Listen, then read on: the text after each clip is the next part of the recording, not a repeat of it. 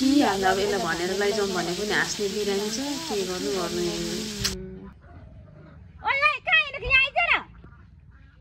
माथि गएको नि हौ अनि आम्मामा तपाईँ चाहिँ देखिहालेछ नदेखाइकन जानु पर्यो भनेको देखिहाल्नु भएछ हौ अनि म त खै तपाईँलाई त भन्नु कि नभन्नु तपाईँको त हाँस्ने बिरामी छ म त भन्दिनँ है हाँस्दिन भन न के कुरा हो फेरि हाँस्नु भयो भने हाँस्दिन क्या त्यो क्या माथि डाँडा घरको माया छैन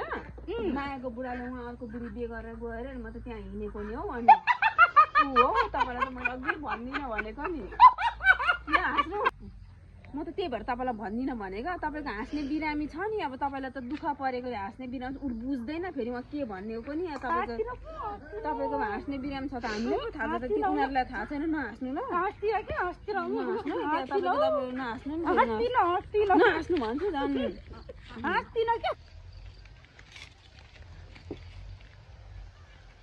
माया बहिनी ज्वाइँले त कस्तो त्यस्तो गर्नुभएछ हौ मैले त सुने मलाई त कस्तो पिर परो कस्तो त्यस्तो गर्नुभएको ज्वाइँले